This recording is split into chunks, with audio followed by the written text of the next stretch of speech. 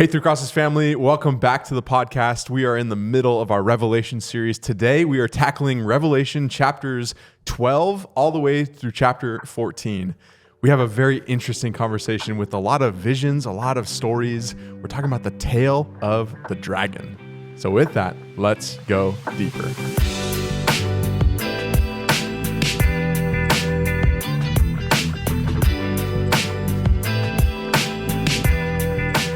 Well, joining us to talk through Revelation chapters 12 through 14, Pastor Danny, how you doing with the stamina to last through Revelation? Oh my goodness, it's been insane. I was listening to one of our last podcast episodes and noticed our voices were like going out by the end of them. So this is a lot of content, but we're gonna crush it today. There's just so much here. Last week was 4 chapters, and we decided, hey, let's give ourselves a break. Let's shorten it to 3 chapters. Well, next week's only 2. So next week, we're getting there. We're getting places. So we still have a lot to get to because there's a lot of imagery packed into this section. So we'll just jump right in. Starting with Revelation chapter 12, verse 1. Suddenly a great sign appeared in heaven, a woman clothed with sun, with the moon under her feet, and a crown of 12 stars on her head. She was pregnant and cried out in pain as she was about to give birth. Pastor Andy, I love where you started the sermon yesterday on just like, what? Because that's so much how it feels. I mean, we were tracking with the seals, with the trumpets, and then we get this great sign appearing in heaven. So before we jump into the imagery here, help us understand where we've come from, where we're at right now, and then let's start breaking down this image that opens this off.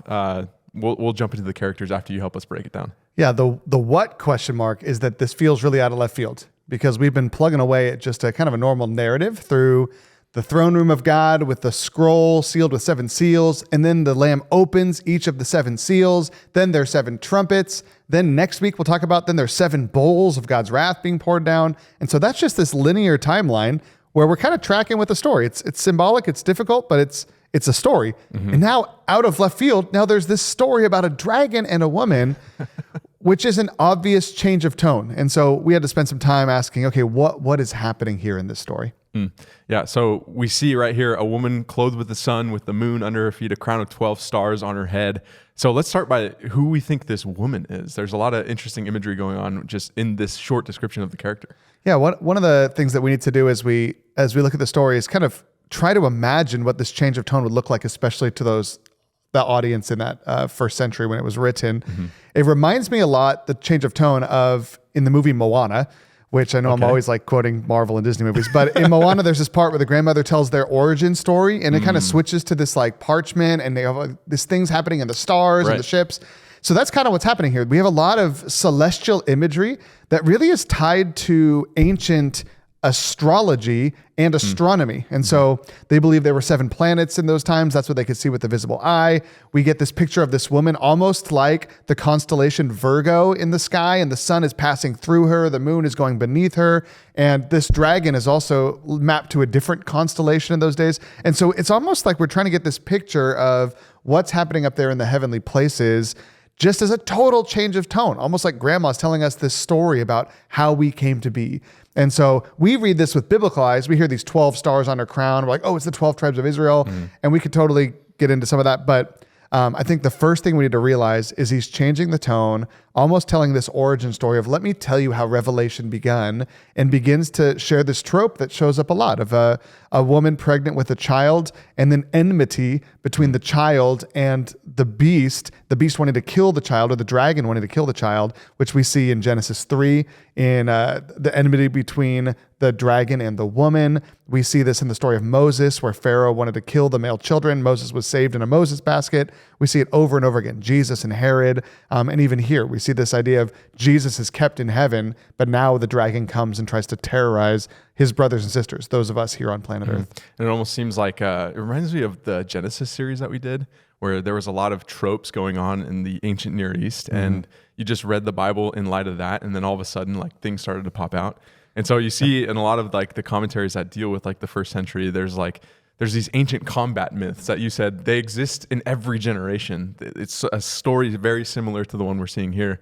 And so Babylon had Marduk and Tiamat going at it. Canaan had Baal and Mot or Yam. And then Egypt, Osiris and Re, the sun gods. And in Greek mythology, it's Zeus against everybody. It seems like there's just so many different combat myths. And, you know, there was one commentator that broke it down of like, yeah, if you look at it, like there's always this woman who's about to give birth and the gods are trying to go after it. And, you know, the offspring eventually escapes. And so it's really fascinating to see. And then you see a lot of things in the Old Testament as well, like Yahweh kind of wrestling against Rahab and the Leviathan. You see like a lot of this imagery of these war myths applied to like nations, which is interesting, in Ezekiel and Isaiah. So it just seems very prevalent that we get this story of this ancient combative myth. And so reading it in light of that, I feel like is really helpful to the first century audience. Yeah, especially when you look at, like you mentioned, the Genesis creation story. Yeah. All of the other creation myths in the ancient Near East were about warring and fighting, trying to kind of bring out this people, and creation happened through bloodshed and violence. The Genesis story is absolutely different, where with the Hebrew people, with the Jewish people, God said, no, there was no war. I just spoke a word and these people existed. Right. And so now we actually get to draw into this warring motif where God says, okay, let me tell you where the war happens. After the fall of mankind, Satan and his demons are waging war against the people of this earth, trying to take down what God is doing. And so the warring we see happens after God has created. But then we see, as Revelation continues, almost the opposite of Genesis 1, where God with a word can wipe out everything here, cast Satan into the depths of the earth, and then recreate something beautiful with a word. And so the warring is in the midst of society, not what creates it or ends it, according to God. So just for clarity, you're not seeing like this woman as a particular woman, because I know there's a lot of theories of like Mary, the mother of Jesus, or, you know, all these different stars going on. Like, do you feel like it's more of a rhythm that we're supposed to see, or like an actual character? Yeah, I mean, if the woman starts as Mary because she gives birth to Jesus, the hard thing is then the vision shifts a little bit, because now the dragon comes after the brothers and sisters of Jesus, the other offspring of Mary. So they're not just talking about like her other children, Jesus' half-brothers. They're talking about the church. And so maybe it starts out as Mary, and then eventually this woman maps more to like the mother of the church, kind of just symbolically, not a real person. At first, absolutely, that's what it looks like, is okay, the one who is going to give birth to Jesus. But it starts to shift over time as the focus changes, as Satan comes after the brothers and sisters of Christ, not physically, but us. And I know a lot of people have pointed out to Joseph's dream here, Genesis 37:9. Behold, I have dreamed another dream. Behold, the sun, the moon, and the 11 stars bowing down to me. So there's this imagery that gets applied. So it's very interesting to see the rhythm being played out even in the first character, but we have a lot of characters to get to, so we'll keep going. Verse 3, then another sign appeared in heaven, an enormous red dragon with 7 heads and 10 horns and 7 crowns on its head. Its tail swept a third of the stars out of the sky and flung them to the earth. Talk a little bit about the dragon. Yeah, the dragon is mapped later to the ancient serpent known as Satan. And so we can go back to the very first chapters of the Bible, where in Genesis 3, the serpent, kind of a smaller earthly form of this dragon, first appears. Interestingly, right, the serpent before the curse seems to have legs or something, right? Because the curse is you're going to slither on your belly and eat dust. So you wonder, like, was that part of the curse? Is like this talking about a pre-curse world? What's happening here? You know, it's apocalyptic literature. Anything could be true. Yeah, and you know, talking about wordplay here, the Greek word for dragon here in the Hebrew, so in the Greek translation, it gets translated with Leviathan or Tanin, like the serpent sea monster. So kind of like gives you these monster images, you know, even in Genesis when it creates the monster, or God creates the monster in the sea. Well, there's even this, when in the verse that you read, there's this part where the Satan's tail sweeps through the stars and a third fall to earth. And a lot of Christian traditions believe that a third of the angels fell from heaven and joined the demonic army before even the foundation of the world, or before, you know, a long time ago.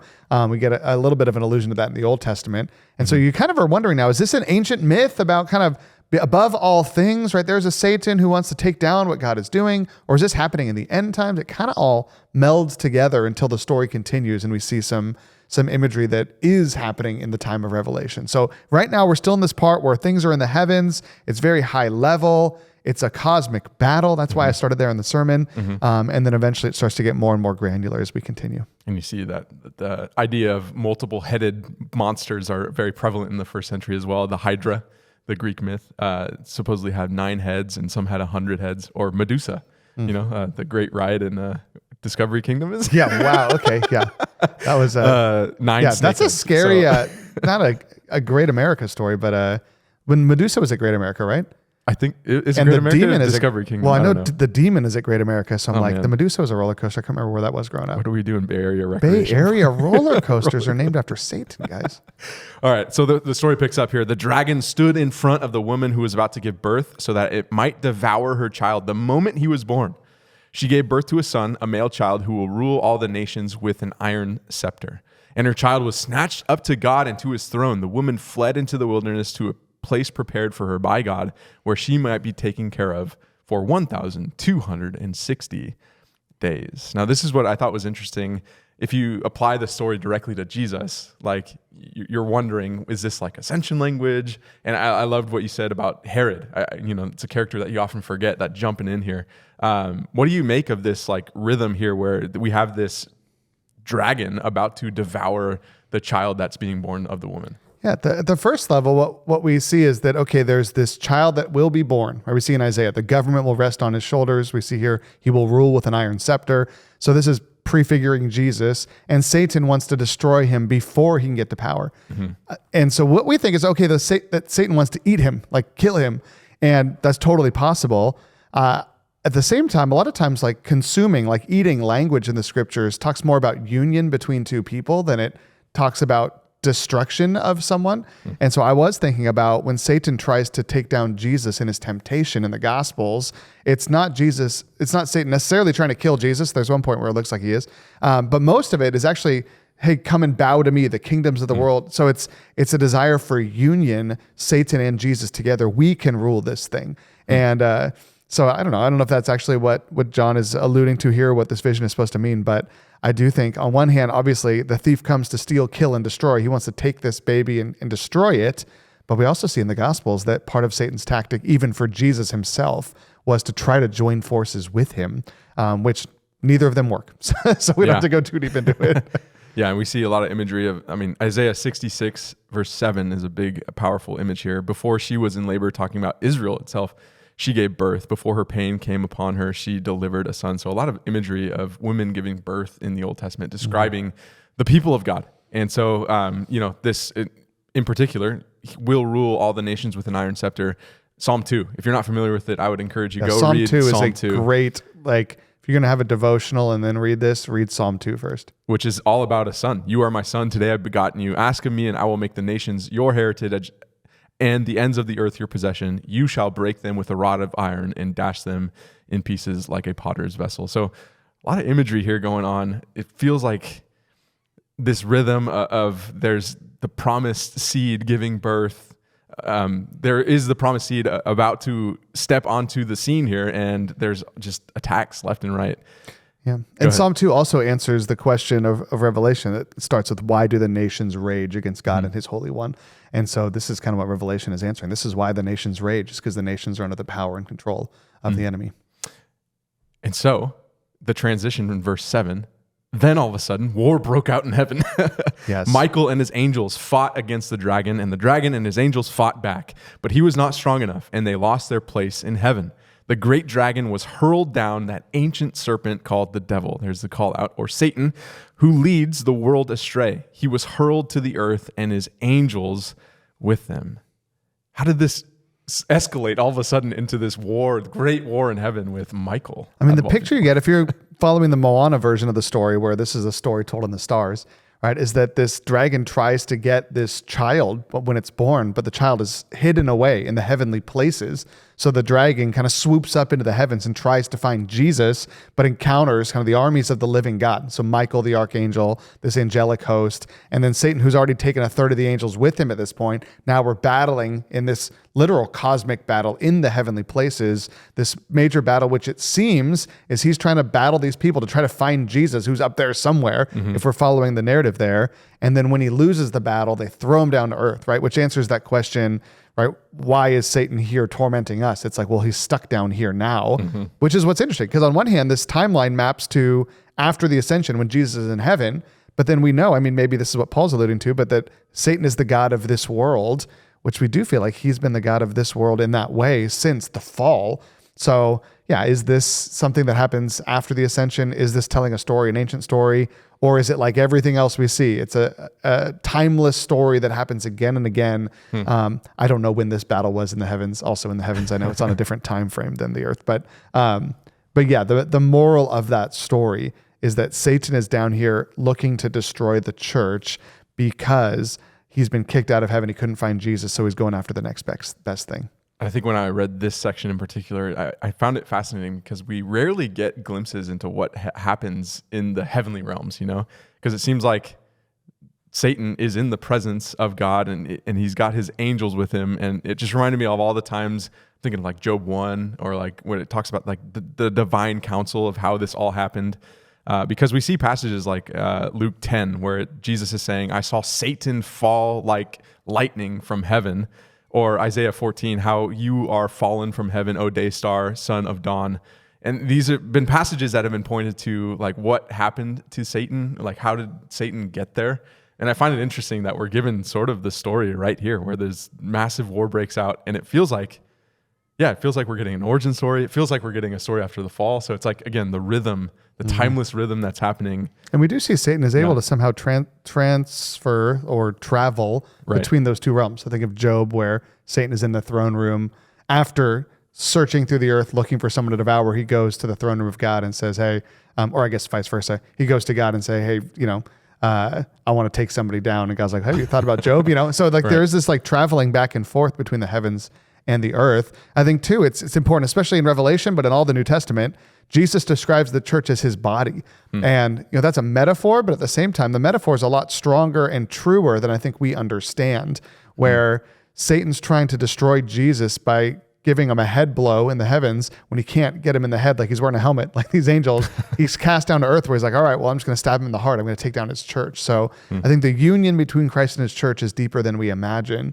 And so I do think it's not just Satan trying to get back at Jesus by torturing his bride. I do think Satan thinks that if I can destroy the church, I am in some way destroying Jesus because they have become one. And speaking of like first century combat myths, it was all full of like people getting caught up into heaven. I think I was reading the commentary pointed out like 16 different times a god got caught up into heaven or somebody got caught up in heaven.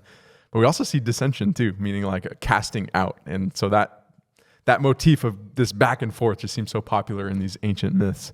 And so that's kind of the vision we get to start off with. And then things pause again. I feel like John has a knack for pausing right in the middle of like really important parts because he brings this song in. He says, then I heard a loud voice in heaven saying, now have come the salvation and the power and the kingdom of our God and the authority of his Messiah. For the accuser of our brothers and sisters who accuses them before our God day and night has been hurled down. They triumphed over him by the blood of the Lamb and by the word of their testimony. They did not love their lives so much as to shrink from death. Therefore, rejoice, you heavens, and you who dwell in them. But woe to the earth and the sea, because the devil has gone down to you. He is filled with fury, because he knows that his time is short. Why do you think he would insert the song right here? It seems like there's still more to go. We need to figure out what's happening before he enters this song right here. Yeah, it seems like a bit of a hinge. There's a song of praise that God is good. He's going to win. There's a song of forecasting, like the church has been victorious because those who love Christ have held fast and firm. That hasn't actually happened yet in this story. Right.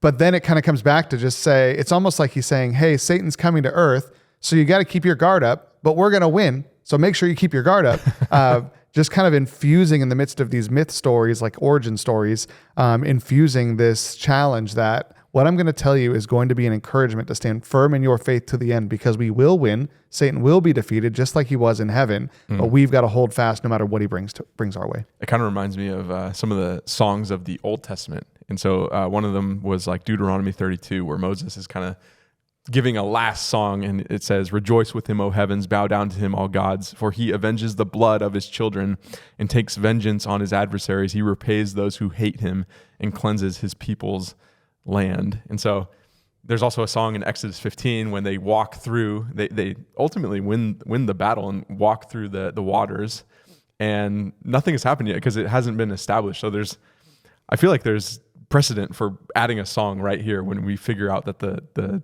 Satan has been cast down out of heaven. So yeah, something good has happened. Let's praise the Lord. And then let's move on to what's next. And then let's move on to what's next. Verse 13, when the dragon saw that he had been hurled to the earth, he pursued the woman who had given birth to the male child.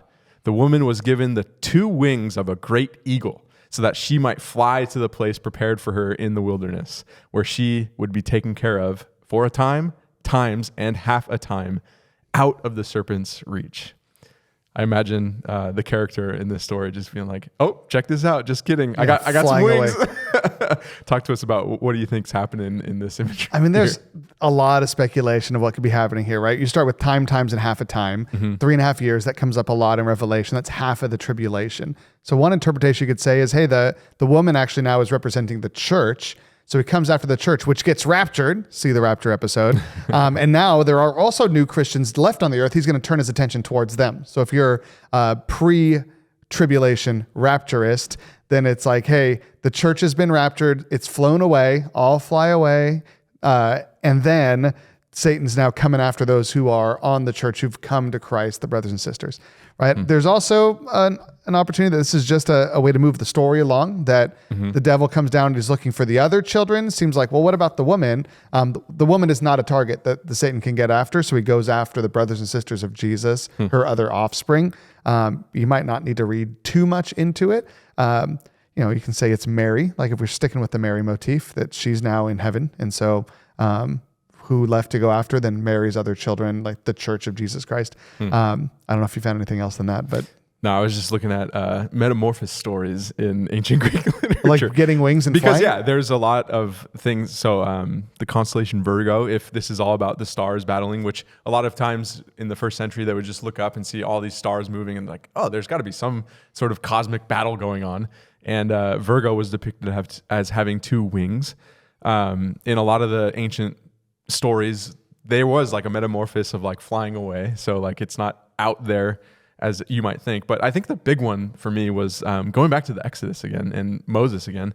The same Deuteronomy 32 passage talks about, hey, God is acting like an eagle that stirs up its nest, that flutters over its young, spreading out its wings, catching them, bearing them on its pinions. The Lord alone guided Israel. Or Exodus 19, you have seen what I did to the Egyptians and how I bore you on eagle's wings. So it seems like there's a lot of escape language. It's just a matter of, well, okay, are they escaping into heaven directly, or are they escaping like sort of like a Noah's Ark sort of thing where they're still in it, they're still seeing it, and yet they're protected, you know? I mean, there's also, if you take like a literal Israel interpretation to Revelation, there's this sense that, yes, Mary was the mother of Jesus, but also the people of Israel was the mother of the Messiah. And Jesus is now safe in heaven. Satan comes after Israel, but Israel's gone, like not a threat at this point, whether because God has protected him until some other day, or because Satan looks at them and thinks, okay, I'm not going after them. Like they've flown away. My target is now what else Israel has birthed, the Church of Jesus Christ. This is the new target. Yeah. So we get a bit of a shift. We've seen a shift in the book of Acts from Israel being the center of God's kingdom to the Gentiles, the church being the center of God's kingdom. And now in the book of Revelation, which is almost the spiritual version of the book of Acts, we see, or the cosmic version of the book of Acts, we see that Israel was the target of Satan's attacks, and now he's moved, kind of turned his head, and now he's going after a new target, which is the church. So you can kind of map these onto Israel and the church too. I mean, I think if you keep reading, we see a lot of symbols that might show that, where the beast from the sea could be the Gentile rulers, the beast from the land could be the religious establishment in Israel still. So there is some Israel-Gentile stuff going on even in these chapters. Yeah, and even thinking that, like, going to the wilderness is another motif. So Hagar flees to the wilderness. The Israelites escaped bondage, and then they go to the wilderness. You see Moses escaping to the wilderness when he's finding refuge. David going to escape Saul. Elijah fleeing from a brook where ravens freed him. And then you think of Jesus, like going to Egypt, like escaping into the wilderness. Seems to be like another motif that we find here. And I guess we'll just pick up where the escape happens. because then from his mouth the serpent spewed water like a river to overtake the woman and sweep her away with the torrent. But the earth helped the woman by opening its mouth and swallowing the river that the dragon had spewed out of his mouth. Then the dragon was enraged at the woman and went off to wage war against the rest of her offspring, those who keep God's commands and hold fast their testimony about Jesus. A lot of opening up mouths and spewing different things. You would think the dragon would spew fire, but he spews water, and then the earth swallows the river the dragon spews out. You know the question here, Pastor Danny. What in the world is going on here? Yeah, help us walk through some of this. I know it's so hard because I feel like reading this narrative where I normally land is, okay, when he starts coming after the church, it starts to make sense again. But now we're in this middle portion where it's like, okay, Jesus is saved. He goes after the woman. Who's that? You know, we see, I mean, again, if this is Israel and this is a cosmic battle, we do get some more of those Exodus imagery of like Satan tries to swallow God's people with the water. The water is swallowed up so they can't get to God's people. They cross on dry land over the Red Sea. So there's a chance that this is just kind of repicting like the serpent trying to get the woman Israel, but cannot. And so now he's going to turn and get the church that's been birthed of the woman. I don't know. Do you have ideas on that? I don't. Yeah. I think the water is very interesting. Like you're saying. What does water symbolize in Revelation? So what does water symbolize in Revelation? I think it's the same as a lot of the other things. So I think chaos. Like I think it's the realm of the chaos monster in a lot of the Old Testament. The chaos waters. I'm thinking of the flood, thinking of Moses parting the Red Sea. Like it just seems like water. If you're looking out on a beach, you might be thinking like, how is the water out of my faucet like an enemy of God? But if you're looking at the beach and you're seeing just like the crashing of the waves over and over and over again, it seems like it's a monster that's being caged up that's like looking to get you, you know? And so a lot of the water motif seems to be at play here. Destruction. Yeah. I think of the, Robert Frost had that Fire and Ice poem that I read the first week. Yeah. How's the world going to end? It's interesting to the Jewish community. Judgment came in the form of the flood when the heavens broke open and the flood waters came down and destroyed them. God saved Noah and his family through the ark from the waters. And now when we read Revelation, water has always been that symbol of judgment in the Old Testament, but now fire and blood seem to be these symbols of judgment in the New Testament. So it's interesting to me that like when Satan, instead of putting fire out of his mouth as a dragon, water is coming out of his mouth. I wonder if that is supposed to call us back to this old covenant concept of like judgment through flood coming upon God's people, Israel. I'm building a case for the woman being Israel the more that I read this. But that's where all those start to line up for me is the waters represented judgment, and going through the waters on dry land in the Old Testament represents God saving you from judgment. In the New Testament, Jesus is the new Exodus, but we're saved by his blood. So by his blood, we are covered. Peter maps Jesus on as well to Noah and the ark. We're saved in Jesus Christ from the floodwaters that will to come. So we do kind of switch from waters and salvation being walking through on dry land to the fires from heaven coming down. And, fire is judgment in the Old Testament too. So it's, God always uses fire. But, and then blood, which is a huge image in Revelation. There's no blood yet. There's no fire yet. It's just water at this point. Yeah. And I think it goes back to your interpretation of just like seeing this as history being played out from God's divine perspective. Because it does feel like we've seen these rhythms all over the place before. If we do a little reading of our scripture and see all these different motifs happening, it seems like this story is familiar. Even like the seven seals. It's like, is this now? Is that first century? It feels like it's always happening. And so there's a chance that this is the story that's always happening around us. It's the same old story of Satan trying to get the woman, trying to get her offspring. And here we are, right? The getting her offspring is new because the church has only been around for 90 years at this point or less. Right. Yeah. Well, it just gets more interesting because we've crossed the threshold into chapter 13 now. And so I'll read chapter 13 where it starts. The dragon stood on the shore of the sea, and I saw a beast coming out of the sea. It had 10 horns and 7 heads with 10 crowns on its horns, and on each head a blasphemous name. The beast I saw resembled a leopard, but had feet like those of a bear and a mouth like that of a lion. This dragon gave the beast his power and his throne and great authority. One of the heads of the beast seemed to have had a fatal wound, but the fatal wound had been healed. The whole world was filled with wonder and followed the beast. People worshiped the dragon because he had given authority to the beast. And they also worshiped the beast and asked, who is like the beast? Who can wage war against it? Wow. So this dragon pops up. I don't know how you describe it. I just keep picturing beast from the sea, that Pacific Rim movie where those like big robot things. Ryan's going to tell me I said this wrong, but these big robot things come out of the water, or like a Godzilla movie or something. Right. So talk to us about some of the imagery that you see here with the beast coming out. We see it has 10 horns, 7 heads. It's got like leopard, bear, lion characteristics. It's got a fatal wound, and people are all about this beast. People are all about the beast. So I think it's important to know that beasts and heads and horns from the book of Daniel, especially in a lot of apocalyptic literature, represent kings, kingdoms, empires. And so a lot of this imagery is taken right from Daniel chapter 7. It's interesting. In Daniel 7, we see these 3 beasts that are merged that do look like a bear, a leopard, these different animals. And then this 4th beast comes with this iron teeth that seems to be the scariest of them all. But then we don't really hear much about it. And so kind of like the whole time we're reading Revelation, we're thinking, what's on the scroll? What's on the scroll? The whole time I'm reading Daniel 7, I'm thinking, wait, what's the iron beast? Tell me more about the iron beast. That seems like the most important one. Yeah. So as I'm reading Revelation here, 13, I'm thinking like, is this that iron-toothed beast that we heard about in Daniel 7? And now we get to see it's actually a combination of all the beasts. So it's like a mega beast, right? If this is like this is some movie, like I mentioned, it's like the end of the movie where the beasts all come together and form a mega beast. Right. But because in Daniel, they're all separate, right? It's all like kings and kingdoms that are rising up. But this one is like a conglomeration of all of them. Yeah. So some might say, hey, that's the Holy Roman, or not holy, the Roman Empire, kind of this Holy Roman Empire is next. But this Roman Empire that is taking over the whole world and has all these kingdoms. If you know a lot about the Roman Empire in the days of Jesus and in the first couple centuries, there are these different rulers that rule regionally. We talked about King Herod today as one of those.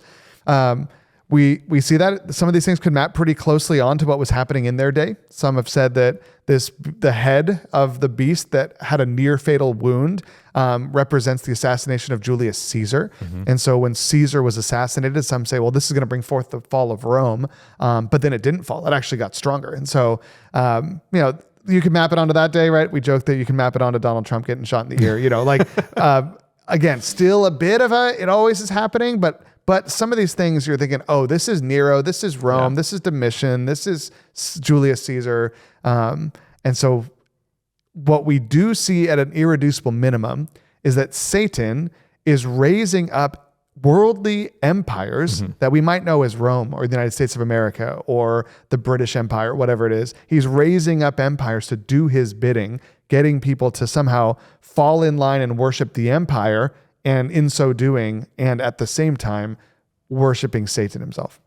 And I think history lessons are awesome here because Julius Caesar, et tu, Brute, that famous scene. This is why it's important to listen to your classes. Pay attention, guys, in school. Pay attention to world history. Julius Caesar has been brought up. Nero. I mean, this is probably a really clear allusion to Nero because he eventually committed suicide June 9th, 68 AD. That's very close to, that's 6968, almost 666 right there. Pretty close. But then there's this whole idea that he was going to come back. He was going to resurrect. He was going to come. And there was allegedly 3 false Neros that came up. And so a lot of this just comes out and it just bleeds like this is Nero. This is the kingdoms that we feared, the great iron-toothed beast that we have all feared. And I pulled out a quote because I think it's pretty interesting to juxtapose this with the imagery of the Lamb. And so the quote says this: just as the Lamb received the sealed scroll from the one seated upon the throne, and thereby received power and authority, so the beast from the sea receives authority from the dragon. Just as the Lamb is the ruler over people from all tribes, tongue, languages, and nations purchased through his blood, so the beast from the sea rules over tribes, peoples, languages, and nations. Just as the heavenly cherubim representing the entire created order offer their homage to the Lamb, so the inhabitants of the earth fall prostrate before the beast, pay him homage, and offer him a song of praise. Just as a sign of recognition of the Lamb is the mark of his slaughter, so the beast also bears a mortal wound that has been healed. So interesting, juxtaposing the Lamb's imagery with this beast's imagery. Which you can do if you study the Roman Empire, you see that a lot of Christian language is intentionally contra the language of the Roman Empire. So what Christians would say when they were baptized in the first few centuries is Jesus is Lord, which they said intentionally to go against the the mantra of the Roman Empire. Caesar is Lord. Caesar was seen as the Most High God, one who would resurrect from the grave, right? A God in human flesh. Jesus is the Most High God, the God in human flesh. You would say things to Caesar like, who is like unto him? Here in Revelation, it's saying, that's what you're going to say about this beast, right? And so there is this parallel where the spiritual world and our physical world have these parallel tracks that sometimes the church is kind of co-opting language from the world and turning it on its ear and saying, no, Jesus Christ is Lord. Other times, the world is treating their rulers like they're gods in human flesh and just taking what is naturally true about Jesus and perverting it, not intentionally, but kind of building these parallel tracks. Is God incarnated in the humans that rule our nation, or is God incarnate Jesus Christ, who came as a servant, died, and then literally did rise again? And so we do see these parallel tracks, even in the days of Jesus, before this was written. No one would say that Revelation was written before the crucifixion. And these things were happening even before Jesus came along, even during the intertestamental period. Yeah, and I know as I'm looking through the commentaries on this, a lot of the Roman Caesars, they took divinity upon themselves after they died, and yet 3 notable ones took the role of divinity as they were alive: Gaius, Nero, Domitian. It's heavy, but I think, like, who is like you, O Lord? Thinking about that motif again, it's a passage from Exodus 15 when they've crossed the Red Sea. Who is like you, O Lord, among the gods? Who is like you? And now they're saying it to the beast. So the dragon's not done though. No. And I will say that part of this worship is an overflow of the human heart. We are created to worship. Right. And so we are going to have an object of worship. And so when humans rally around an earthly leader, you look at a political rally, like if you're watching TV these last few weeks, they look a lot like a worship service, right? There's music, there's preaching. People are like, we don't necessarily do this at our church, but people are like screaming, hands in the air, right? We're created to worship. And so I'm not saying everybody at a political rally is worshiping a candidate, but there is something that it can be very easy to have our hearts drawn towards those who lead us, which is why the Bible doesn't say that leaders aren't important. The Bible says they've actually been instituted by God to do his will on planet Earth, but we should not worship our elected or any officials. We should worship God and pray for them that they might come to faith, that they might rule justly, and pray for them because they're going to have to stand before God and give an account of how they stewarded his leadership and authority on planet Earth in this earthly way. But a perversion of that is worship directed at the state at any level. So there's a lot going on with this beast, and we kind of talked about what this beast represents, what he kind of does. It gets described here in verses 5-8 if you want to go read it. I really want to zoom in on a particular passage because it just sounds weird. And it's the last passage here. All whose names have not been written in the Lamb's book of life. And then it says the Lamb who was slain from the creation of the world. It seems like this is implying that like the Lamb was slain once before the creation of the world. And then what is going on in the time frame here? Are we supposed to see like before anything was created, he was slain, or is this like a reference to the cross? Yeah, I think this is the reference to the cross, but I think what we see as we are digesting this passage together is that there is this timelessness of, we keep saying, when is this? Is this from before? Is this now? Is this a cyclical thing? Right? We know that Jesus wasn't crucified as a cyclical thing where once a generation he's crucified.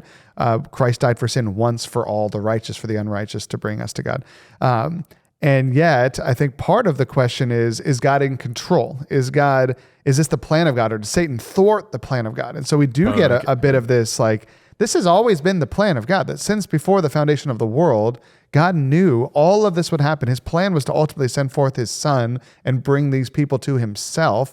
Satan has been in this world trying to disrupt God's plan, but it's not like Jesus was a plan B, right? This has always been God's plan since the beginning of the world, right? Even the way that the English translation tries to draw out the tense of these verbs shows that it's kind of this weird continuous, the lamb that has been slain since the beginning of the world. Like, what does it mean? That doesn't make any logical sense if you don't think about it theologically, right? I don't know. I was trying to think of some other, like, AJ who has been being killed since last Thursday. Like, what does that even mean? Like, is he dying? Like, obviously not dying since before the foundation of the world. It's talking about this this event that happened at one point in time that is also a thread that weaves throughout human history.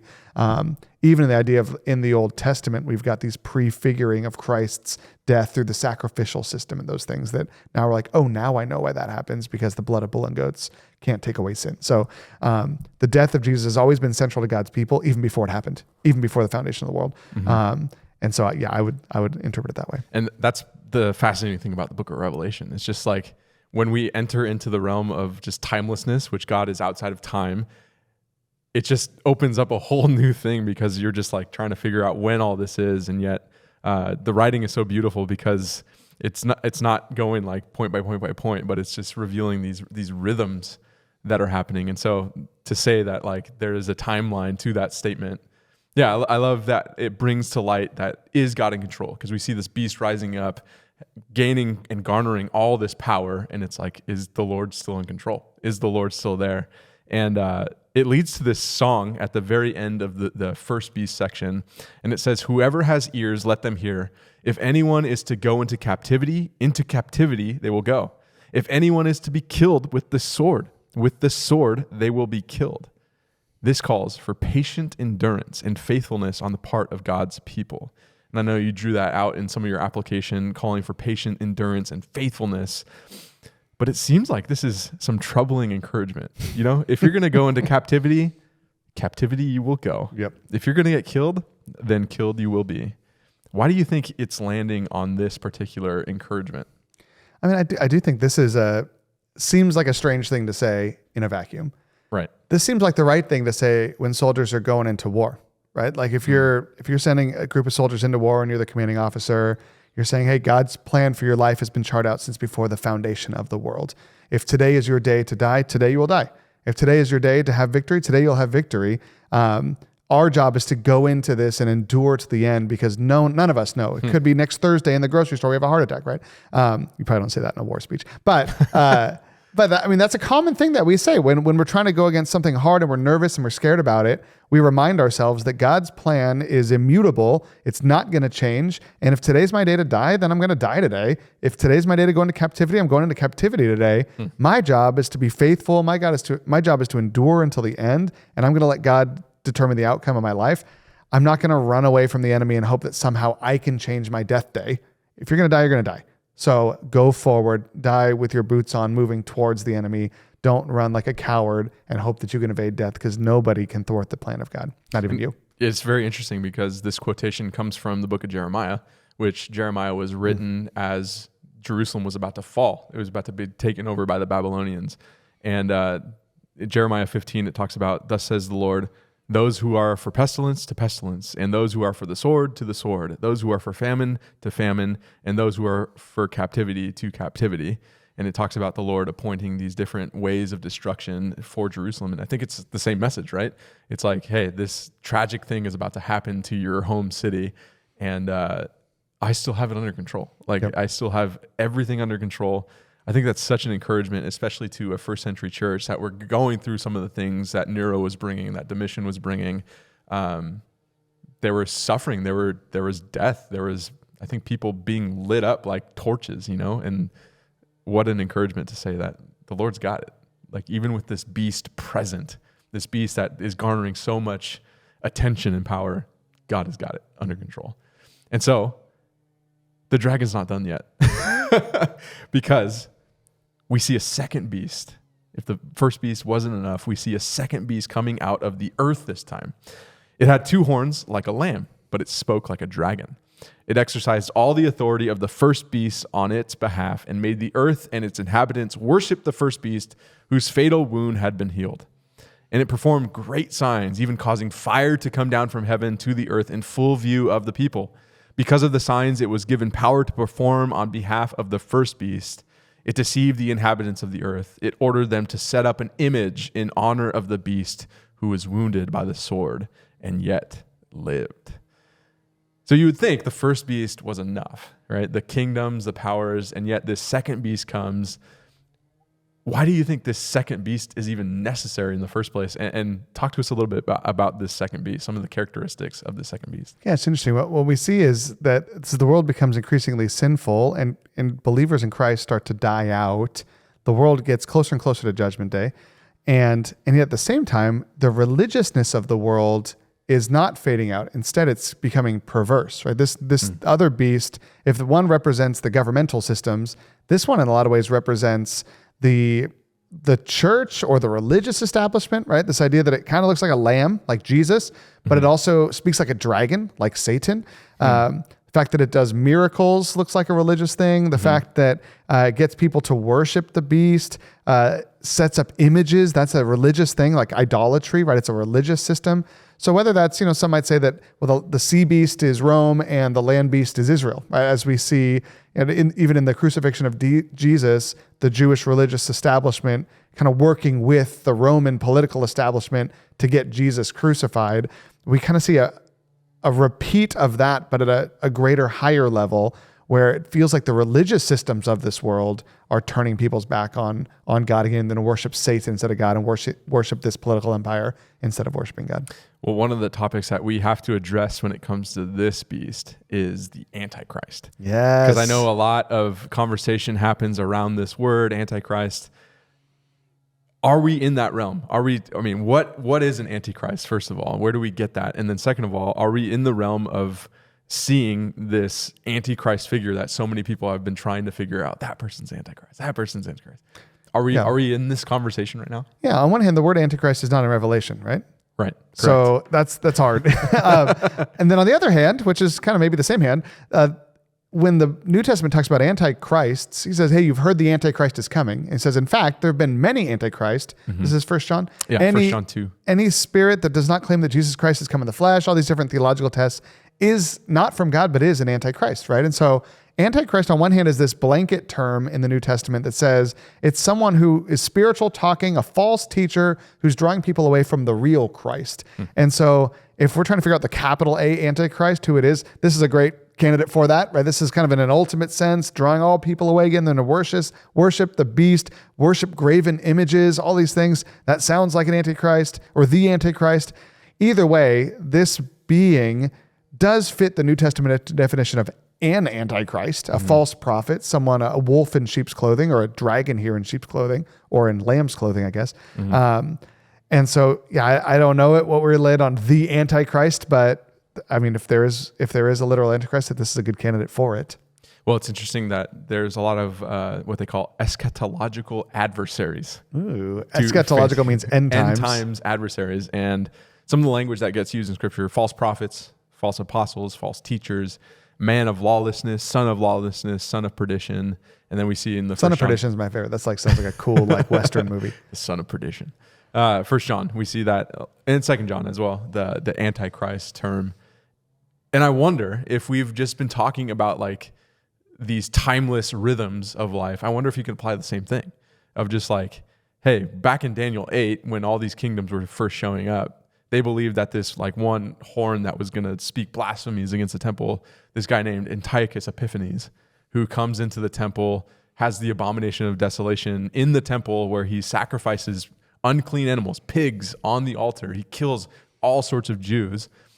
And it feels like that becomes the central image that you're supposed to have when this comes up. And I wonder if they would have saw the same with Nero. I wonder if you would see the same with somebody like a Hitler, all these people that are against the things of Christ and are ruling in a way that propagates the beast, the first beast, the kingdom of the world. And so I wonder if this is also another rhythm of that's been established and may culminate at one son of lawlessness. What are your thoughts? Yeah, I mean, what I keep thinking about is there's this partnership here between a false religious teacher and a political system of that day, which is interesting. I feel like, we talk a little bit about where this might map with our culture and religious and political systems that kind of get us in the weeds. We talked a lot about the politics of our day or different worldview of our day.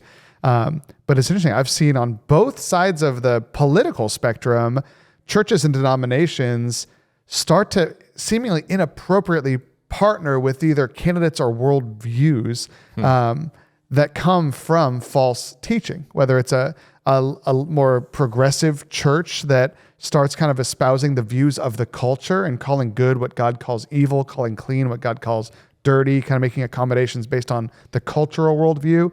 Or on the other side, on a very conservative side, I've seen churches kind of go full like worship towards political candidates on their side of the thing, where it feels like I remember seeing a conservative political figure on Twitter talking about Trump's presidency or candidacy in 2016, saying, "Who is like unto him," referring to Donald Trump, which is a direct quote from this passage. That's a very dangerous territory. I know some people who are friends of his who said, "Oh no, he was joking." But I'm like, don't joke using Revelation language about the false worship of political figures, you know? But because that's what it felt like in that time, was that there were churches who were more than just backing a candidate on either side, but were worshiping candidates on the Republican side or worshiping worldview on the progressive side.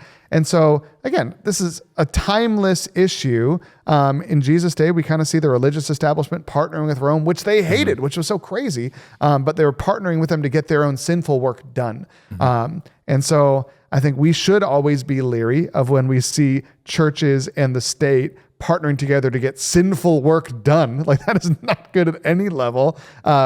I know in our country, we try to separate church and state even in getting good work done a lot of the times. But, you know, I do think it's important for us to know what is good and what is sinful. And when is it, you know, when are we trying to use the politics of our day to get our own, you know, we want to become rich. And so the church partners with the government to get money, or there's this perverse theology that we're trying to perpetuate. So we partner with the government to try to move this stuff forward.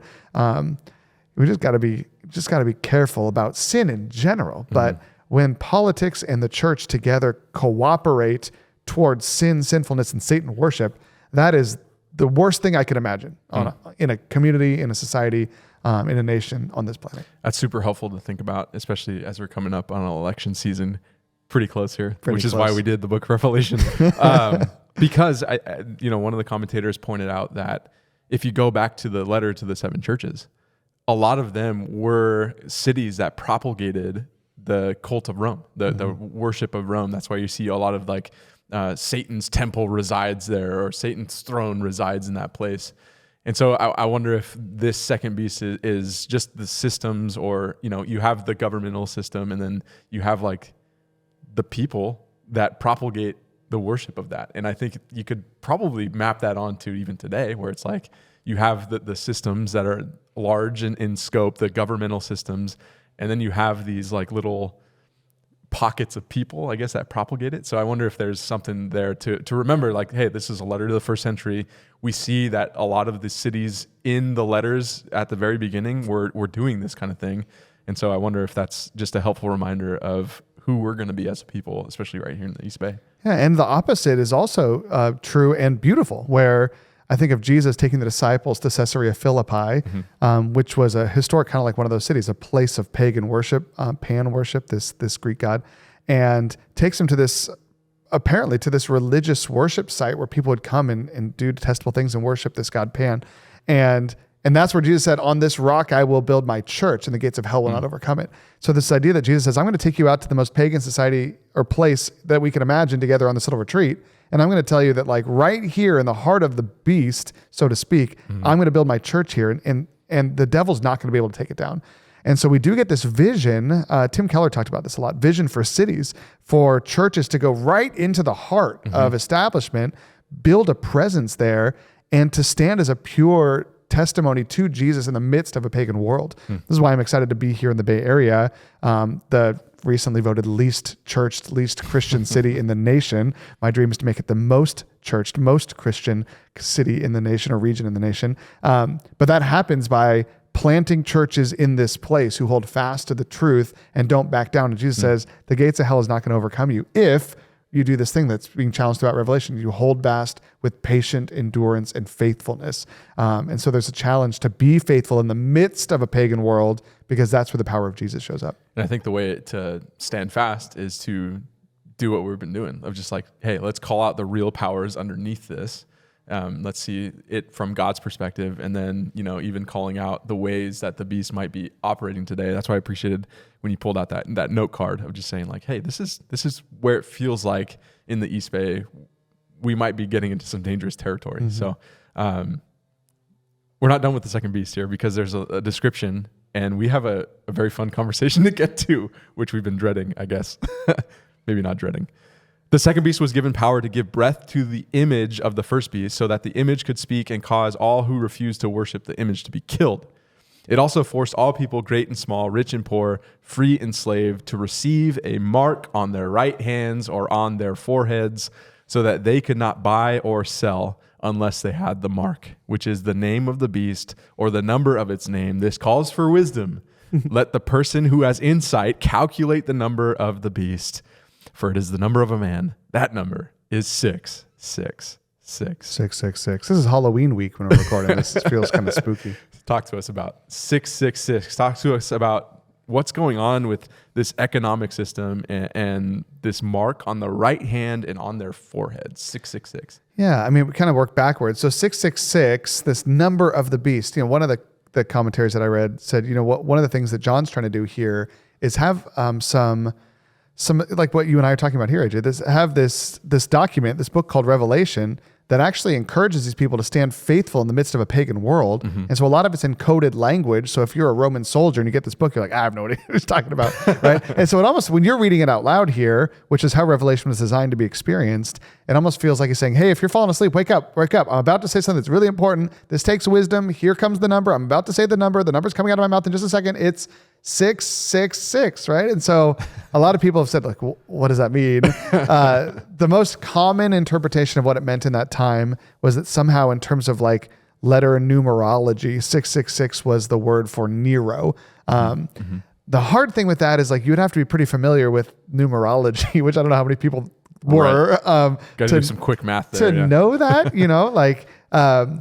I could also see an opposite interpretation that it's like, it's this number. My favorite interpretation of what 666 means, honestly, is it's really just a perversion of the truth, right? 777 would be the holy number, right? If you're at Vegas or if you're reading the Bible, 777 is what you're looking for.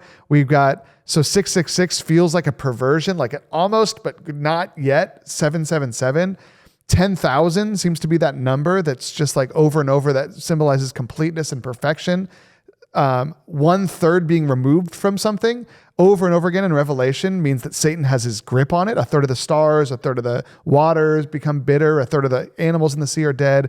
And so if you take 10,000, this perfect number, and remove 1/3 from it, 1,000, you're at 666. And so you've got kind of this number of completion, 1,000 or 777, that's either perverted or Satan has gotten a hold of, and now it's 666. So that matches to me this idea that there is a real, true, and holy church that is standing firm to the end.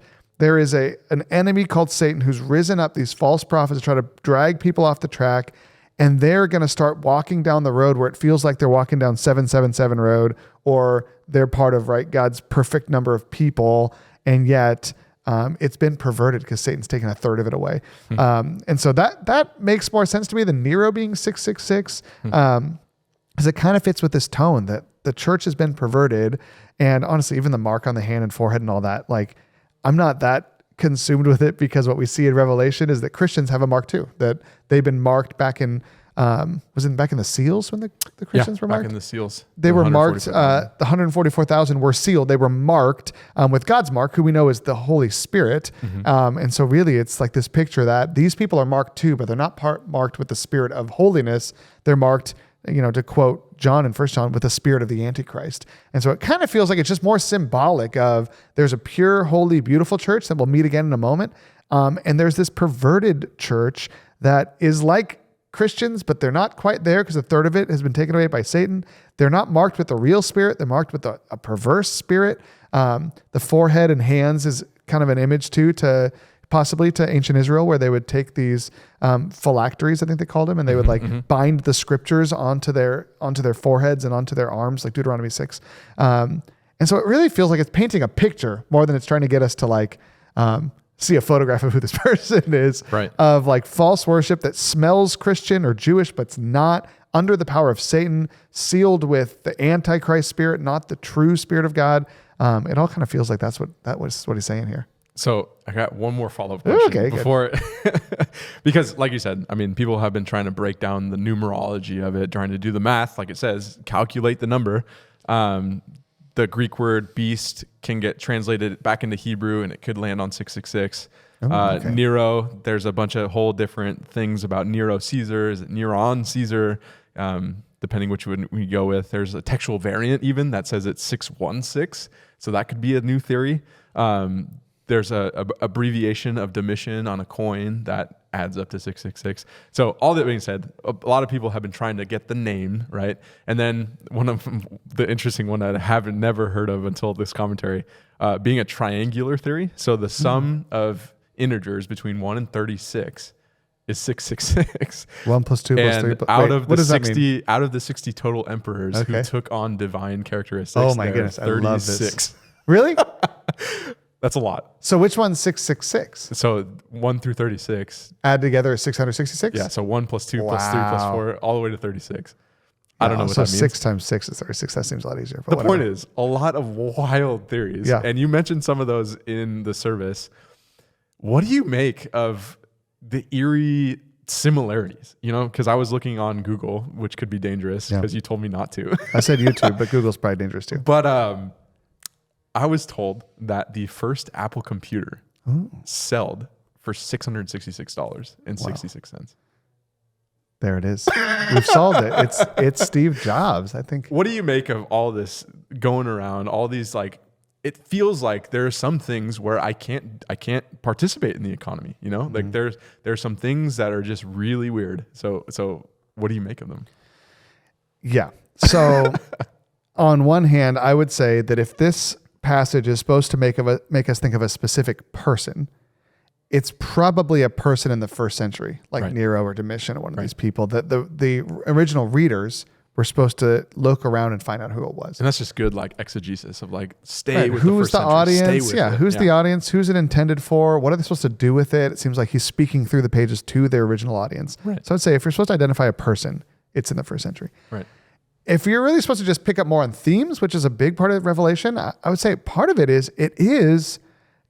good for us to be mindful of these rhythms that, hey, just because a church has the word Jesus on it doesn't mean that it's a Christian church, right? You got to be on your guard. It could be a 666 church, right? Not quite there, right? We've talked about Mormonism there, which is a cult of Christianity started by a person who claims he saw an angel, which actually, if he did, was a demon, because the Bible tells us that sometimes demons come preaching gospels other than what was delivered to us, right? Islam is a religion started by Muhammad meeting apparently with an angel who we know to be a demon. He even thought it was when he first saw it. And so we have these doctrines of demons creating religions that some of them, like Mormonism, smell Christian. The Mormon church just tried to change their name. Maybe they did just a few months ago from the Church of Jesus Christ of Latter-day Saints to simply the Church of Jesus Christ. They're always trying to rebrand themselves to make it feel more Christian. Because most of the people I know who fall into Mormonism as converts are Christians who like their family values, but they don't realize they don't worship the real Jesus. They worship a perversion of Jesus that might look like Jesus as they understand him, but a third of him has been taken away, right? So it's a perverse 666 Jesus. And so I do think there is a theme of be on your guard because there are false religions, false religious systems. I think of China right now, where it's very difficult to be a Christian, and part of being a member of society in China right now is you need to have social credit to be able to do things. You can't travel without a good social ranking. You can't buy and sell without a good social ranking. When Christians are determined and discovered in China, their social ranking just plummets. And so there are Christians who can't buy and sell, who can't travel outside their city, who can't leave their homes because they don't have the social credit, the ranking to get them there because their faith has destroyed it. And so part of it is this warning. I don't know if, the China is the place where the beast will arise, or I'm not interpreting that way. What I am saying is that when societies begin to completely fall away from Christianity, become hardened, whether it's through communism or through sin or whatever it is, like atheistic communism, so these are some of the things that happen, is that there's either perverse like religions like a Mormonism or like an Islam that looks like a real religion, but it's a doctrine of demons. It's powered by Satan himself, or it's a country that is atheistic like China, that being a follower of Christ in that country means that you no longer can even participate in the normal day-to-day life of that society. You can't travel, you can't purchase. And so we see these themes, I'm saying, in a lot of different societies, and they seem to indicate that societies are falling away and that Satan has got its grip into that society. So I tend to see this more through themes. Yeah. I'm not scared of wearing an Apple Watch. Because I don't think that's what it's talking about. Right. And I think the theme is so important here because, again, it goes back to the trade guilds that we talked about in week 1. where these were like private associations. There were various people. They're primarily social, but like they did a lot of business. And yet the question was, are you going to participate in them? Because they generally had a cultic character. Many guilds in the imperial period gave some expression to the imperial cult. Basically, they were worshiping the cult, and out of that, then you participate in these trade guilds. So the question of, do I participate in the economy, is very prevalent on their minds, of do I associate myself with this beast by giving in, by bowing down to these gods that are these Roman empires that are calling themselves gods. And so, man, I love that, thinking about through, this is the rhythm that we see even today. Like there's a lot of things that we shouldn't be participating in. You brought that up in the first sermon, just that Right. this cause for discernment to know what should I participate in my society. Because part of it is we always think about when you're disallowed to participate because of the mark of the beast or whatever. But what you drew out and what we see in the scriptures too is that there are places where Christians are wrestling with, should I participate in this? So I can go to the temple and buy meat sacrificed to idols, but should I, or is that somehow putting the mark of the beast into my body or onto my body, right? And so that's part of that discernment is, when do I participate? When don't I? As well as, if I'm a follower of Christ, when am I no longer going to be able to participate in some of these aspects of society? Well, one of the quotes I got from a historian talking about what Christians should and shouldn't do, Pliny, again, another first century historian. Among these, i.e. those denounced as Christians, I considered that I should dismiss any who denied that they were or ever had been Christians when they had repeated after me a formula of invocation to the gods and had made offerings of wine and incense to your statue, which I had ordered to be brought into the court for this purpose, along with the images of the gods, and furthermore had reviled the name of Christ, none of which things I understand any genuine Christian can be induced to do. So they're wrestling with this. Do I participate in sacrificing to these gods? Do I participate in these trade guilds? Well, and for our society too, that's one of those things that doesn't overlap completely, where we do have to understand that in ancient societies, so often especially in Rome until Constantine, you had to worship the gods to be in good favor in the empire, because they believed that our society is thriving because we worship the gods and sacrifice and give lives to the gods, whether through battle, through gladiatorial games, whatever it was. And so the way that they would test to see if you were really a believer in Christ is they'd make you come and declare like Caesar is Lord or something like that. And Pliny is saying real Christians would never do that. Right. And so, hey, there are times in our society, somebody might say, are you a follower of Christ? You're like, I have to say yes, even though it might cost me my job, whatever it is. But we don't have a lot of rhythms where we have to denounce Jesus and worship something else. There's like social pressure to like hide it under a bushel or basket or whatever, like Jesus talks about. But we don't have that, where explicitly we are asked to deny our faith in order to participate in society. So if anyone thinks that America is the new Babylon, we haven't gotten that far yet. Hasn't escalated that far. Yeah, exactly. I think the most important interpretive tool for this number 666 is what follows. Because I looked, and there before me was the Lamb standing on Mount Zion, and with him 144,000 who had his name and his father's name written on their foreheads. Direct juxtaposition. So if 666 is a terrible number and 777 is a great number, 12 times 12, right, is another great number, right? It's 6 doubled squared, right? Yeah, It's like, I think it's just laid there just to show you, like, don't spend too much time on it, because, hey, we have the people that are properly sealed. I heard a sound from heaven like the roar of rushing waters and like a loud peal of thunder. The sound I was hearing was like that of harpists playing their harps. The original language, harpists, harpers harping on their harps. Harpers harping. It's a great phrase. And they sang a new song before the throne and before the 4 living creatures and the elders. No one can learn the song except the 144,000 who had been redeemed from the earth. These are those who did not defile themselves with women, for they remain virgins. They followed the Lamb wherever he goes. They were purchased from among mankind and offered as firstfruits to God and the Lamb. No lie was found in their mouths. They are blameless.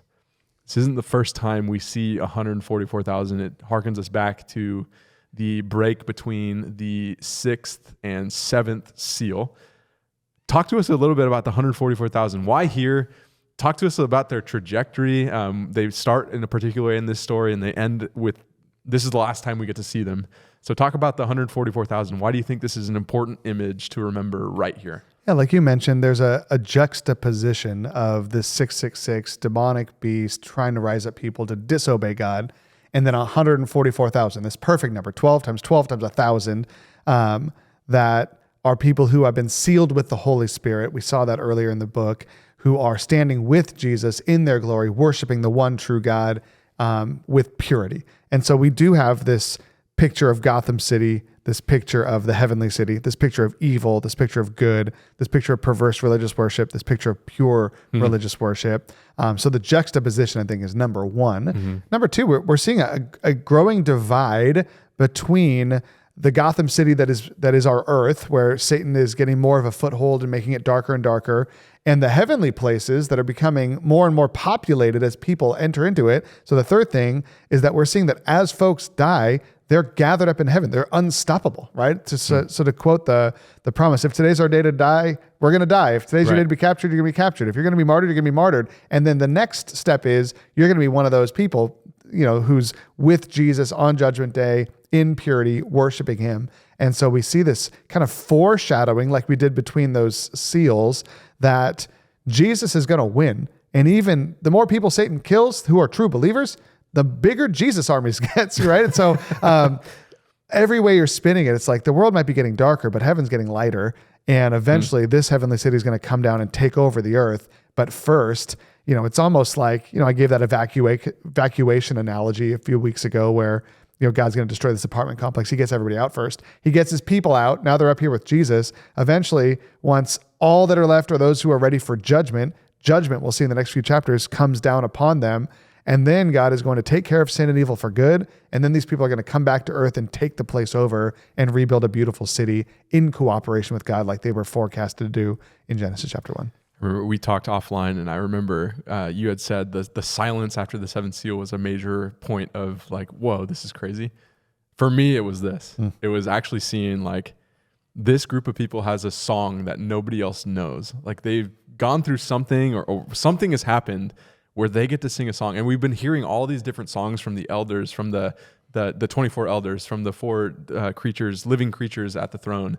And yet they don't even know the song. Like they get to sing a particular song. And I found myself like, I kind of want to know that song. It's like the new scroll. But then I was like, what am I asking? What am I actually asking? Because I think there's a lot that maybe the 144,000, whoever they are, had to go through to get to that place. Well, and I think I was thinking the same thing. I was thinking about our conversation yesterday during the service. And I think on one hand, like all this stuff in Revelation, there's a high level, once in a lifetime, once in a creation fulfillment of this prophecy.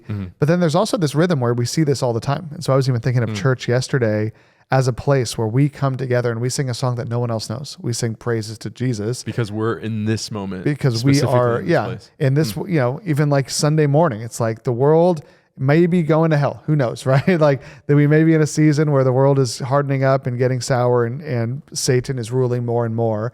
But every once in a while we get a glimpse that the world is all out there at brunch, in their beds, wherever they are, and we are together in this heavenly place on the mountain of transfiguration with Jesus, singing a song that no one out there knows.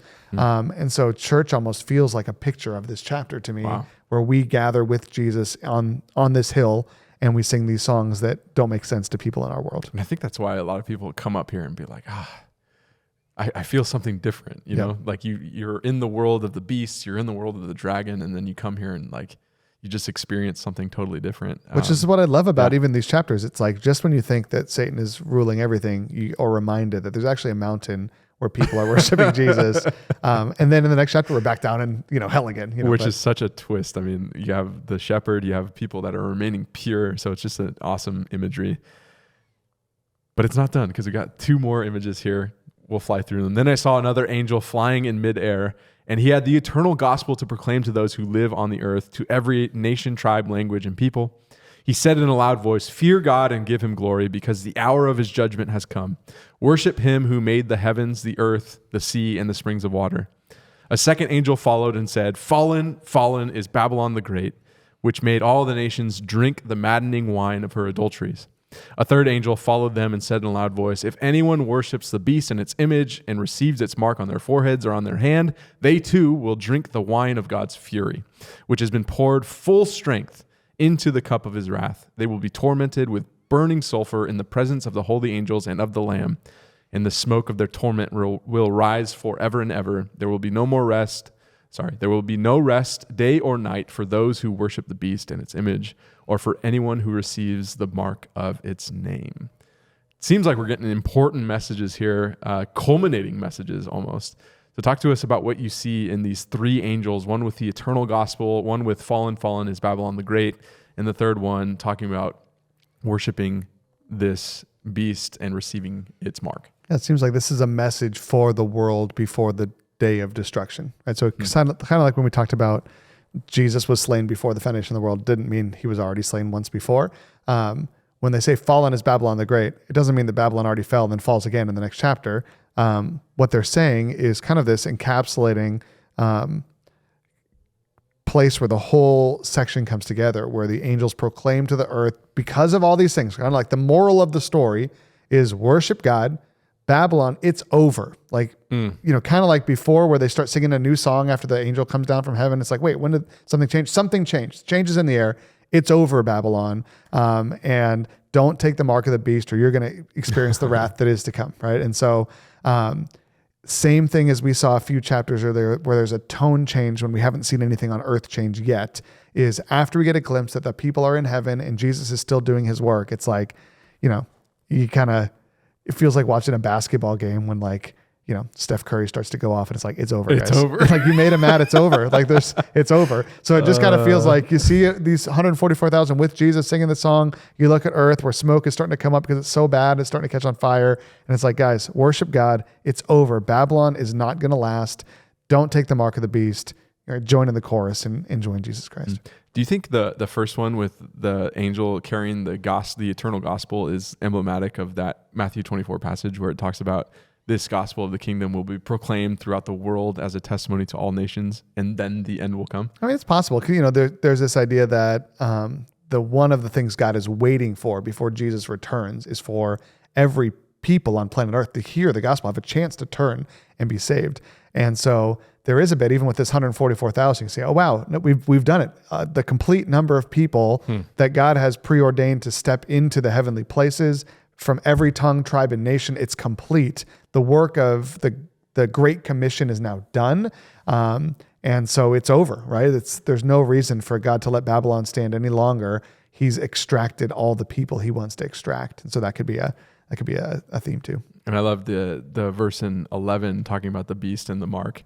How it says there will be no rest day or night for those who worship the beast in its image. It's a direct juxtaposition of there will be day and night. There will not be ceasing of the living creatures giving worship to the one on the throne, the Ancient of Days and the Lamb. So I think there's something super powerful about this sudden twist of these three messages. The gospel's going out. Fallen is Babylon. Don't take the mark. This calls for patient endurance. That's what the verse says. Brings it back. On the part of the people of God who keep his command and remain faithful to Jesus. Then he hears a loud voice from heaven saying, "Write this, blessed are the dead who die in the Lord from now on. Yes, says the Spirit, they will rest from their labor, for their deeds will follow them." Kind of flyover passages here, but it's kind of interesting. We launched this series saying that there are 7 Beatitudes, and we haven't seen a Beatitude until this verse in chapter 14. It started with blessed are those who read and hear. Now, blessed are the dead who die in the Lord from now on. And yet, it seems very dark. Like, blessed are those who die. Yeah, and then we got to see how they die, and it's pretty dark. Yeah. They will rest from their labor, their deeds. And then we get to this final image of this one with a sickle coming. Verse 14, I'll just read it all the way through to the end. I looked, and there before me was a white cloud, and seated on the cloud was one like a son of man with a crown of gold on his head and a sharp sickle in his hand. Then another angel came out of the temple and called in a loud voice to him who was sitting on the cloud, "Take your sickle and reap, because the time to reap has come, for the harvest of the earth is ripe." So he who was seated on the cloud swung his sickle over the earth, and the earth was harvested. Another angel came out of the temple in heaven, and he too had a sharp sickle. Still, another angel who had charge of the fire came from the altar and called in a loud voice to him who had the sharp sickle, "Take your sharp sickle and gather the cluster of grapes from the earth's vine, because its grapes are ripe." The angel swung his sickle on the earth, gathered its grapes, and threw them into the great winepress of God's wrath. They were trampled in the winepress outside the city, and blood flowed out of the press, rising as high as the horses' bridles for a distance of 1,600 stadia. I think there's a lot of things we could talk about in this particular vision. We see one seated on the cloud like a son of man. Pretty clear reference to Jesus. Looks a lot like Jesus. Like a lot like Jesus.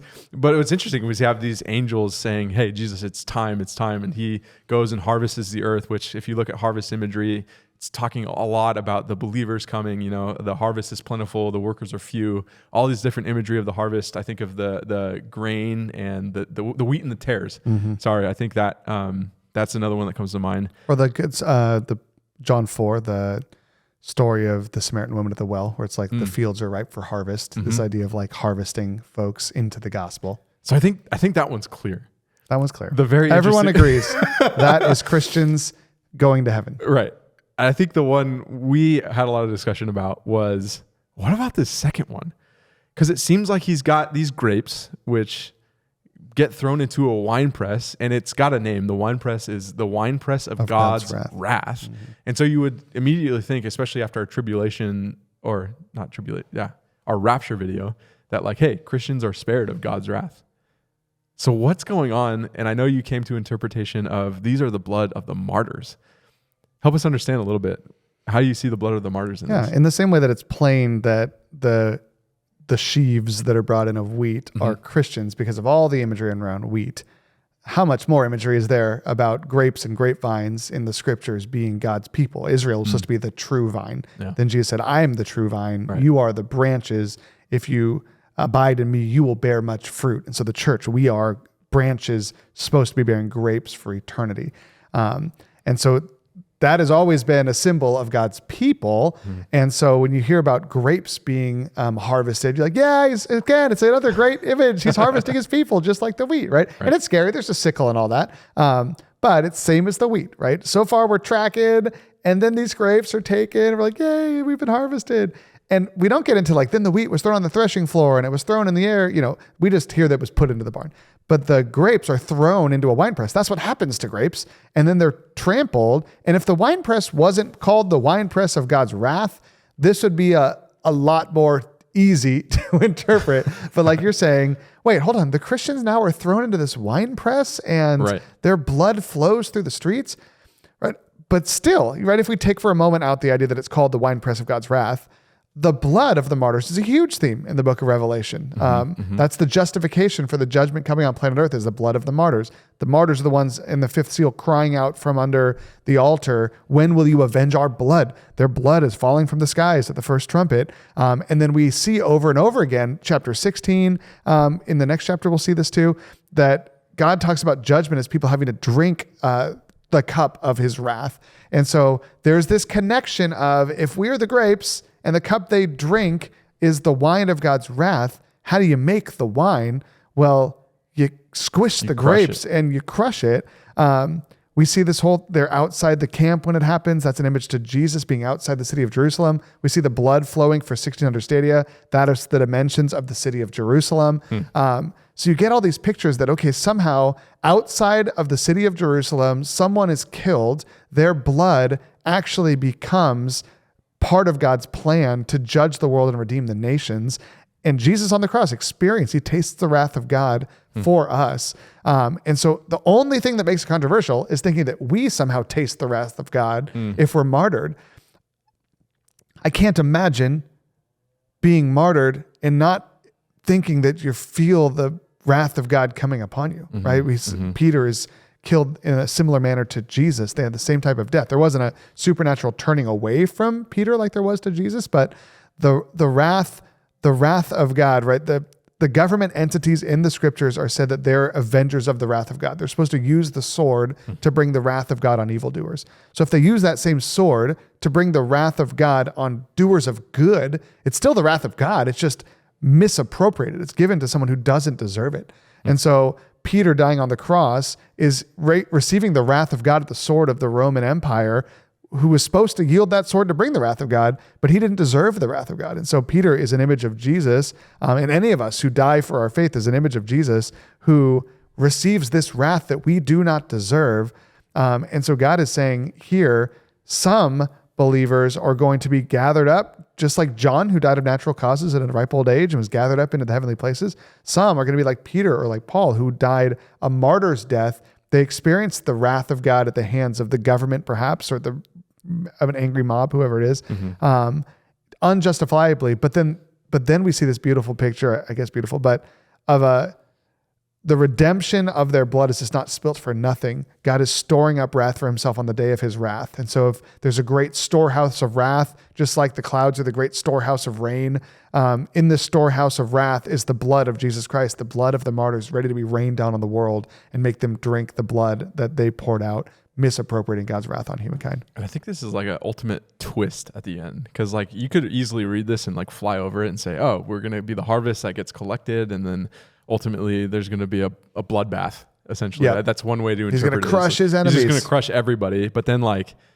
yeah, if you look at it closely like that, what do you think the twist is like leading us to? What do you think John is trying to do by just saying like, wait a second, let's rethink this wine press analogy here? Yeah, I mean, I think if we're going to connect these 3 chapters with the rest of the narrative since chapter 5, there's this idea that in the same way we were saying, what's on the scroll? What's on the scroll? What's on the scroll? When we get to the 7 bowls of God's wrath, the question I'm asking is, what's in the bowls? What's in the bowls, right? They're drinking the blood. Whose blood is in the bowls? And it'd be very easy to say, oh, it's the blood of Jesus Christ. This is the wrath of God. The Jewish people, when they handed over Jesus, had let his blood be on us and on our children. But God is expanding that to say, it to the justification of the martyrs who are crying out for mercy or crying out for justice. God is saying the wrath that I'm storing up for myself in heaven to pour out on the world is not merely the blood of Jesus, but every time someone dies for their faith, their blood is added to that storehouse of wrath in the sky. And someday there will be justice for all those who have been oppressed. The prophets who came before Jesus, the martyrs in the Old Testament, the martyrs in the New Testament, anyone who's been unjustly terminated for their faith or wrongly received the wrath at the hands of evil men, that wrath, that justice you've been asking for, that justice is coming in the next chapter. And I think the powerful image there is just like going back to that one small song. Like if you go to captivity, you go to captivity. If you die, you die. Like you have nothing to fear because like I'm going to use it all. You know, I think that's like the powerful image that I get in the first century listening under the reign of Nero or Domitian, whoever it is, like whatever way of or method or, you know, whatever's happening to the Christians being killed. It's like God has this completely under control. Like he's got everything. He knows what the beasts are. He knows what's going on. And so I wanted to ask one more question before we sign off here, because we've gone through this section, all sorts of visions. And, you know, a lot of people will call this section the 7 visions because there's certain ways you can break it down. And I'll just throw a theory out of what I'm seeing in this trajectory. And my question is eventually going to be, what do you make of just what has happened and how do we go from here? One of the things I was looking at when I was studying this was the somewhat close equivalence to the seals. So if you remember, the first seal was this Antichrist-looking figure, and then we get in this vision, the first one is like the vision of the Christ. We get the second one, and it's wars and rumors of wars, and we get a vision of like the true war that's happening. The third one is like kingdom rising against kingdom, this economic peril. You get the 2 beasts that rise out, and it includes like an economic conversation. The fourth beast, you get death, and then in the visions, you get the life of the 144,000. You get the fifth seal talking about the martyrs, how long, O Lord? And then you get the threefold angel prophetic visions of, hey, the gospel is going to go out, fallen is Babylon the Great, and don't take the beast, right? Don't take the mark of the beast. And then you get to 6, with 7 kind of being the silent and leading in the trumpet, the 6 being the sun and the moon darkening or melting, as you might say. And you get this kind of picture of ultimate judgment and what God's doing with believers. So I was just so struck by like the comparative nature between what's happening in these visions as well as what's happening with the seals. And I thought, man, maybe we're getting like this ultimate perspective of things that are happening. So I ask you, as you've gone through Revelation 12 through 14 and seen all these visions, potentially what's on the scroll, what do you make of what's going on here? Yeah, I love these 7 visions, and I hesitated to call them 7 visions because I didn't want to make it feel like there's like we're slotting 7 in. seals and then 7 trumpets, then 7 visions and 7 bowls. This does feel like a departure to me. Yeah. But it feels like a beautiful departure where without this section, right? I kind of started the sermon saying, if you pull this section out, it would still make total sense. And it would. But you would be left with these 2 questions, right? One is what's on the scroll, and the second is what's in these bowls. And I feel like if we look at these, like John just finished the 7 trumpet section. It's almost like if he's the grandmother doing the Moana thing. And they're like, hey, real quick, what was on the scroll? It's like, let me tell you. And it tells kind of what's on the scroll, kind of recapitulates the whole vision of what's happening in the book of Revelation from this mystical, beautiful, spiritual vantage point. And he lands on these martyrs in the winepress and their blood flowing through the stadia. Now the kids are asking like, well, that's not fair. Like, they just died? Is that the end? Like, and it's like, well, actually, let me tell you what happens next. And then you read the bowls and all of a sudden you're like, oh my gosh, this is the storehouse of God's wrath that he's been storing up for himself, wrath on the day of judgment.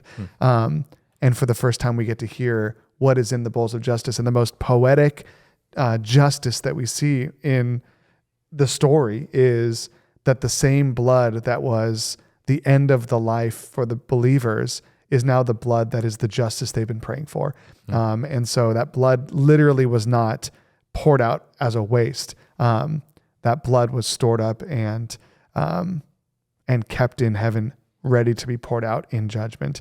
I mean, you see that same image in right after the devil attacks the first humans, where Cain kills Abel, and God says his blood cries out to me from the ground, right? This innocent blood has been shed on the ground. What am I going to do with that? It's like he actually has been storing it up since the beginning of creation. And someday all of that blood that's been shed from innocent lives will be poured out in God's wrath in a new type of flood that is a perfect justice on the world that God will use to start the process of recreating the heavens and the earth. And I think one of the passages that has been on my mind as we're meditating on this is Paul wrestling with this and saying, to live is Christ, to die is gain. Like, the Christians can't lose. No, it's like, if I die of natural causes, I'm in heaven. If I die of martyrdom, that's on your head. There you go. And it's like, that's worse for you, but hey, I'm still dead. Pastor Danny, we have trucked away. We have done seven chapters in the last 2 episodes. This one was really long, but I think it gets better from here because next week is 2 chapters, and then I think we got 4 again. But yeah, it's gonna be great. We're gonna be back on the gas pedal. 3 weeks left. Almost there. Thank you guys for listening. If you've gotten this far, Pastor Danny, it's always a privilege. Thank you. Can't wait for next time.